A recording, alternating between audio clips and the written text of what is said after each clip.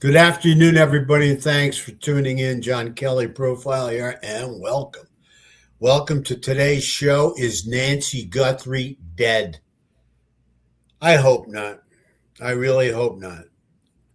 It's the white elephant in the room, and we got to talk about it, though. We got to talk about it. No way, there's no way around it. We got to go through it. Also, if you like what we're doing today, please hit that like button. Please subscribe. We love your subscriptions. We love you to be part of the family. And also, please comment on this show. We're very interested in what you have to say, and we will always get back to you. I also want to send out our deepest sympathies to the Guthrie family and all they're going through. And hopefully Nancy's going to be found alive and brought home sooner than later. Let's send good thoughts and prayers to the Guthrie family. Okay, folks, for sure. Leah's on with me today, my producer. Always great to have you, Leah. I know you have a lot of questions, and I'm up to answering them. It's very, very interesting. Hi, John. Yep. Thanks for having me again. So today, as you said, the title of the video is Nancy Guthrie Dead. Now, I want to ask you, why do you think she's dead? And if she is not dead, what would they be doing with her if she is still alive at this point? Well, to answer the first part of that, I'm looking at a situation where we believed a man went into that house and took Nancy Guthrie out of that house, out of her house. So now what was the reason for that?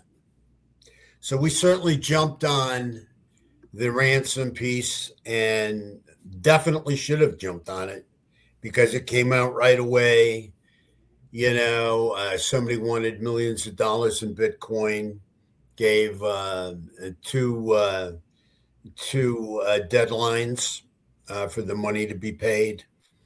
The Guthries, in a very smart way, turned around and said, we're interested, definitely getting our mother back.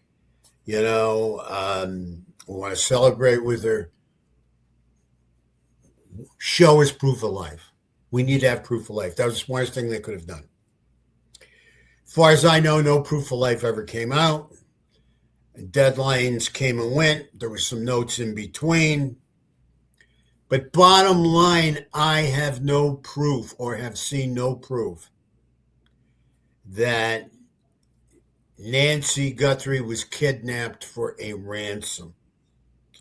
So if she was not kidnapped for a ransom, we know she was definitely taken out of that house, abducted out of that house by somebody who we think, is a stranger to us, certainly, but we don't know if he was a stranger to her.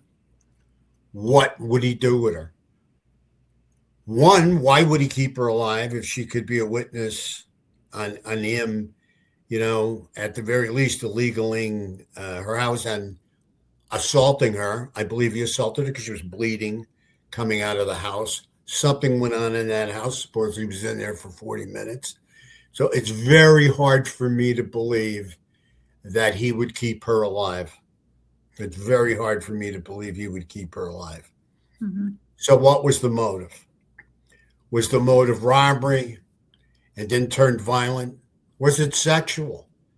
I mean, in the business I'm in, we've come across a lot of these guys that are sex offenders that are very attractive and have fetishes toward their women.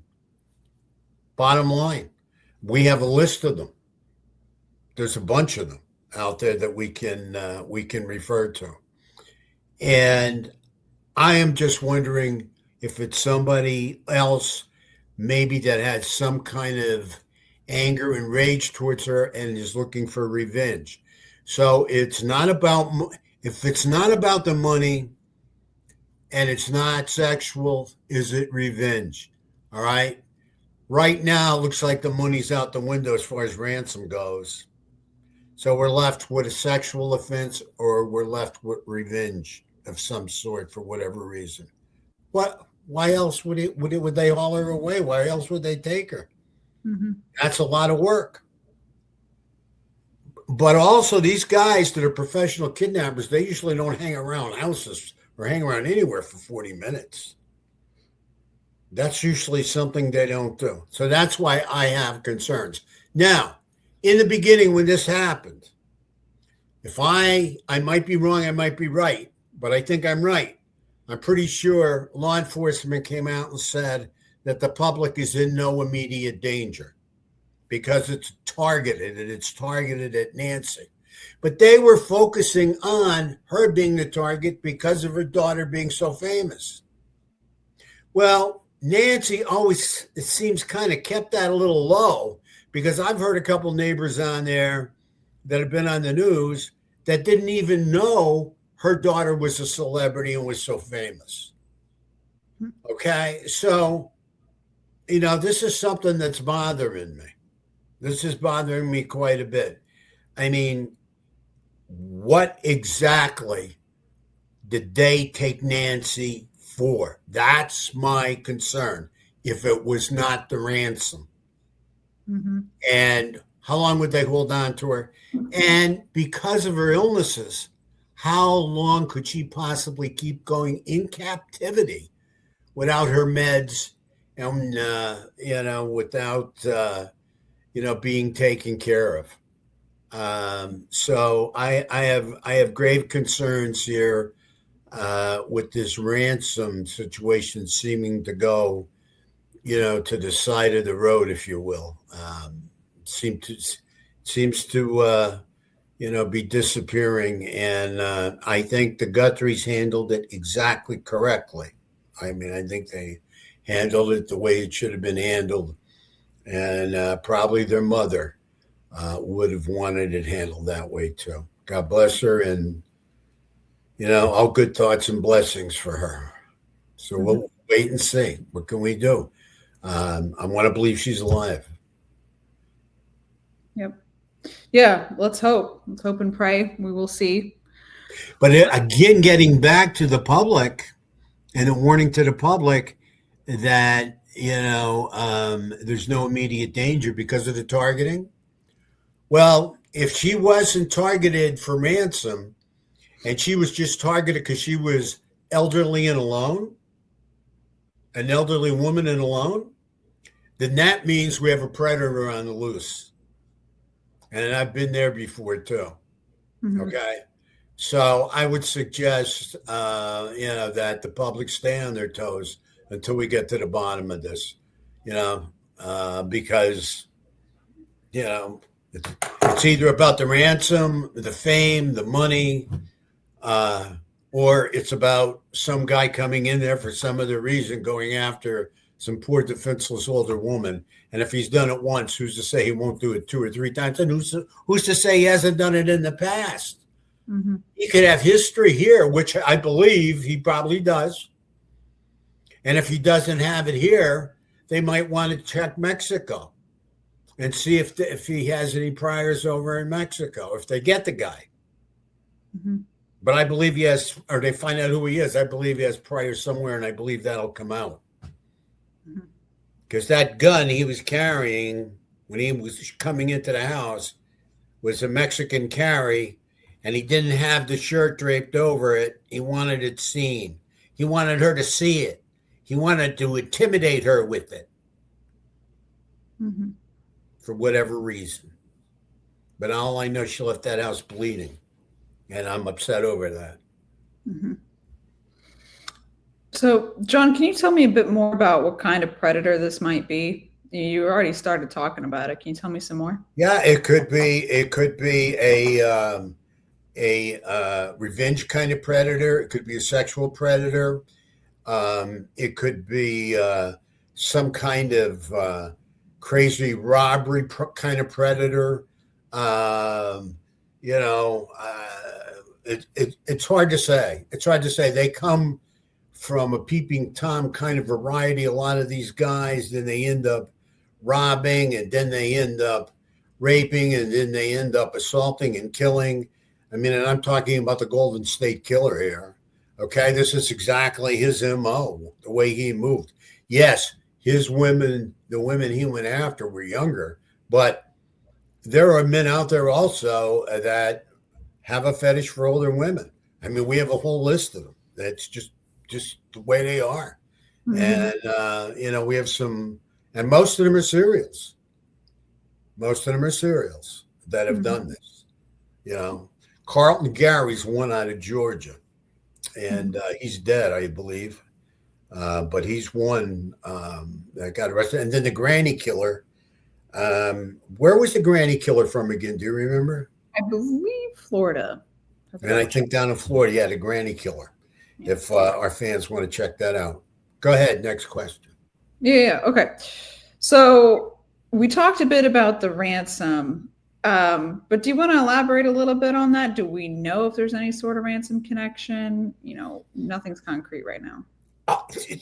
We have nothing concrete. We have somebody saying they want, what was it, $4 million, and then they raised it to $6 million, and then they had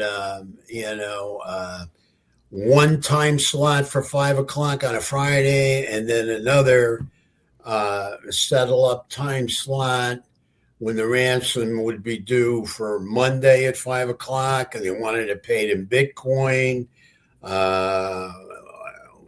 Smartly, again, the Guthries jumped in and said they want proof of life. There's no proof of life shown. A lot of noise. We got a lot of noise. We got notes.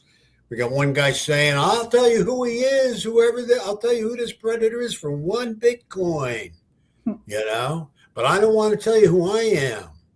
I want to remain anonymous. Yeah. I don't know. I mean, why can't you be a confidential informant and they'll keep you anonymous? And you'll make $100,000 now. They have $100,000 reward out there now. Mm-hmm. Okay? So just, you could be kept anonymous and get $100,000, which is more than 1 Bitcoin. Come on out. See who you are. Mm-hmm. You know who this guy is. Real simple. But yeah, I don't see the connection to the ransom. I hear a lot of noise about it, but we've never seen anything we could actually, wrap our arms around, no proof of life. I'm sorry. Go ahead. Yeah, no, it's okay, John. So you brought up the reward here. What do you think of the FBI increasing the reward? Yeah, absolutely. I mean, I think it's the smartest thing they could have done.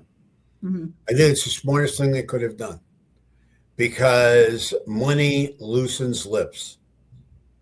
And especially if you have people that are incarcerated in jail or in a state prison who know this guy, who think they know him. Mm-hmm. They can cut a deal. Their lawyers can cut a deal. They get a free get out of jail card because they know this guy. Plus, they get $100,000 to get back on their feet when they get out of prison or jail. Yep. So these posters, as Timmy Braun brought up, should be posted all over the place. For anybody to see. They should be in prisons. They should be in jails, and post office. I mean, I'd have them all over the place. Mm-hmm. The word should be out there because there are people that know who this guy is.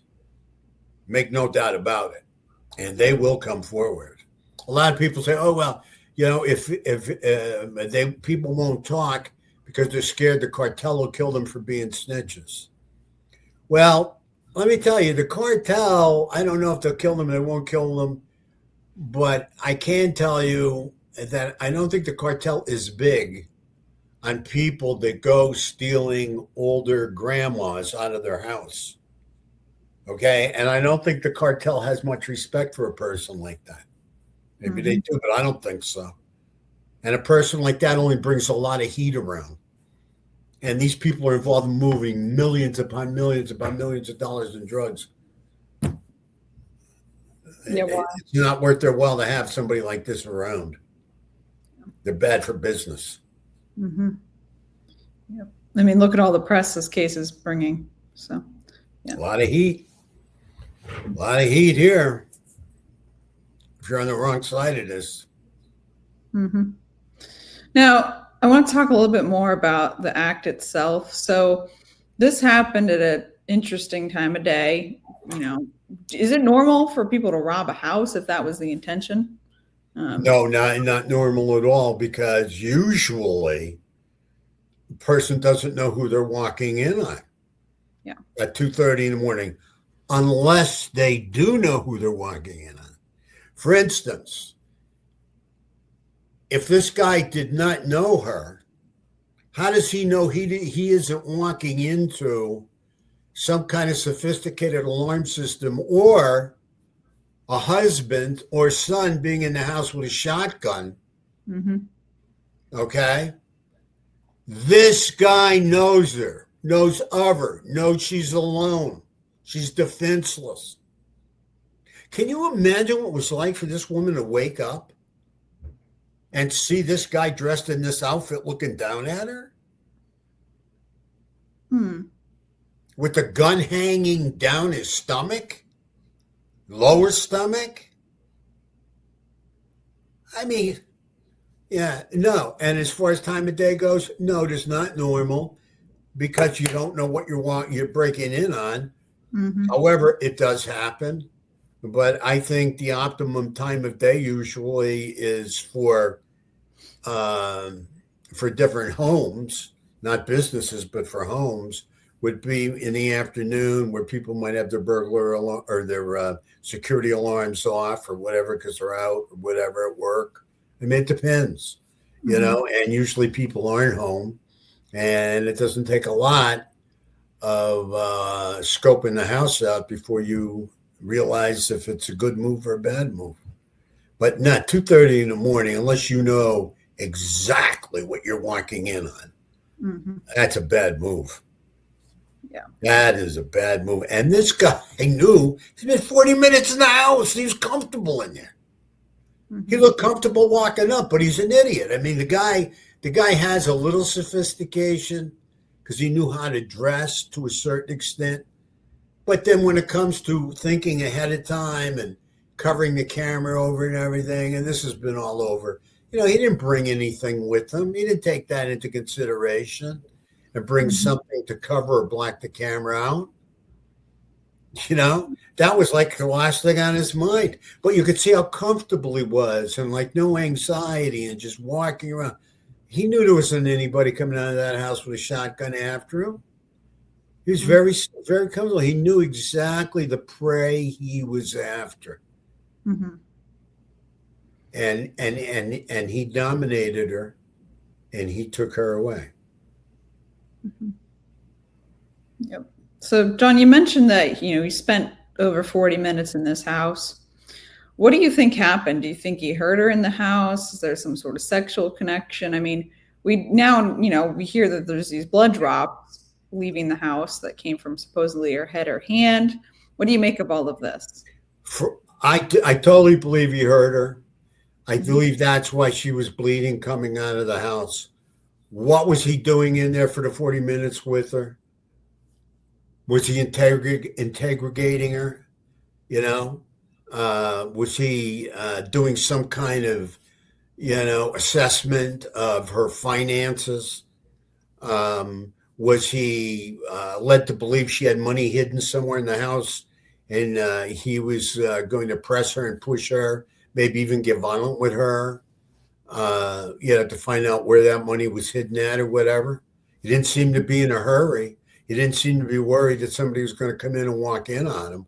Could it have been sexual? Yes, it could have been. We can't say it couldn't have been. How did she leave that house? Alive or dead? I don't know. I don't think anybody has the answer to that yet. We will. There's no question about it. But I do know she'd left that house bleeding. Yeah. Now, in other recent news here, the FBI has released a bit of a description of this guy. There's not a lot yet.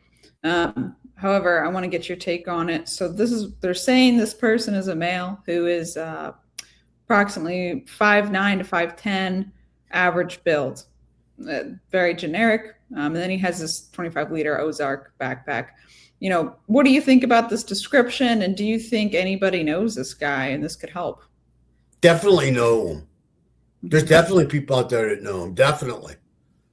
Yeah. And when you get to that backpack, I mean, I don't know what that guy was hauling in there, But you have to believe whatever he was hauling in there was going to serve him good purpose. Mm-hmm. And it had something to do with Nancy. Now, a lot of these guys, the burglar houses, the burgle houses, and rob all these different things, they bring tools with them. Mm-hmm. So was he just a burglar? No, I don't believe so. I believe this guy had all this stuff in his backpack. Lots of times they bring a change of clothes so they can disguise themselves. But did he have a tarp? Did he have a sleeping bag? As one of our commenters said to us, thank you so much, commenter. We appreciate it. It was a nice comment we got. Somebody using their head. Bottom line, we don't know. And whatever he had to do with what was in that backpack have to do with Nancy Guthrie. Okay? Because he hauled her out of there bleeding. And I don't know if she was standing up or lying down. Mm-hmm. But all this is going to come out. Yeah. But this needs to be talked about if we want to find this guy. Because if he's not a ransomer and a kidnapper, he is something else, and we got to get him. He's going to do it again. Mm-hmm. So, John, okay, so if he's not a ransomer, if he's not a kidnapper, what are the motives here? Money, sex, revenge? Can you talk about that? Money, sex, revenge. Mm-hmm. One or the other. That's what we got going on here. Mm-hmm. This guy meant business. This 2:30 in the morning, his poor old woman. I'm going to say old woman, but poor woman laying there and with a heart condition. I mean, this guy is, and I watched him. I watched how calm he was. I watched his eyes. And there wasn't a lot of blinking going on in his eyes. There was very little anxiety here. And you know what that spells to me? Because I have met so many psychopaths. Psychopaths really don't do much anxiety. They really not too much really ruffles their feathers or gets them upset. They're very cool and calm in following through on something, some kind of task, illegal task that would make a lot of other people jittery and uncomfortable. This guy, he has psychopath written to me.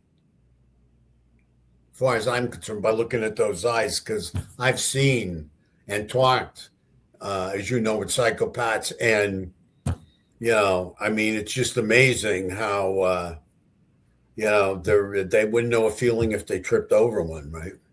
Right.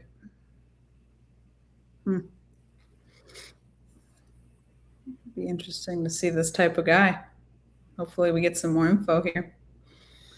The kind of guy you don't want to go out with. No way. Oh, God. I don't want to get kidnapped.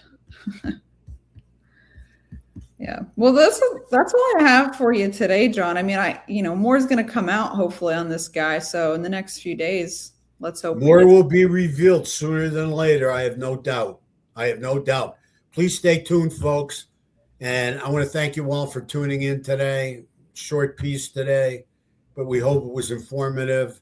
And please give us your comments, your feedback. We're always interested. Most importantly, stay on your toes. Take care of yourself out there. We live in a very dangerous world.